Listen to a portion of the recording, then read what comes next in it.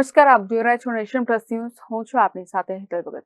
ગીર સોમનાથ જિલ્લાના કોડીનારના અલગ અલગ વિસ્તારોમાં ખનીજની મોટા પાયે ચોરી થતી હોવાની માહિતી વહીવટી તંત્રને સાંપડી હતી, જેને આધારે જિલ્લા સમાહર્તા દિગ્વિજયસિંહ જાડેજાના સીધા માર્ગદર્શન હેઠળ ખાણ ખનીજ વિભાગ દ્વારા વ્યાપક દરોડાઓ પાડવામાં આવ્યા હતા.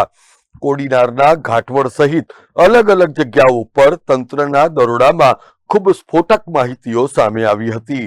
સર્વે નંબર 323 પૈકી 1, 334 પૈકી 1, 303, 301 ઉપર તપાસના ઘોડા દોડ્યા હતા, જેમાં મંજૂરી વગર ગેરકાયદેસર રીતે બિલ્ડિંગ લાઇમસ્ટોનની ખનન થતું હોવાની લીધે તંત્ર દ્વારા કડક કાર્યવાહી કરવામાં આવી છે.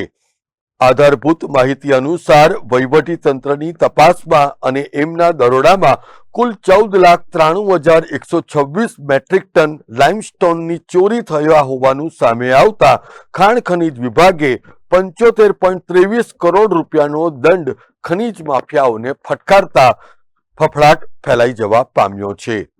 Mahesh Dodiya, nation plus news, Gir Somnath. સમાચારોના સતત અપડેટ મેળવવા માટે અમારી નેશન પ્લસ ન્યૂઝની યુટ્યુબ ચેનલને સબસ્ક્રાઇબ કરો, બેલ આઇકન દબાવો અને જોડાયેલા રહો ફેસબુક, ઇન્સ્ટાગ્રામ અને ટ્વિટર પર.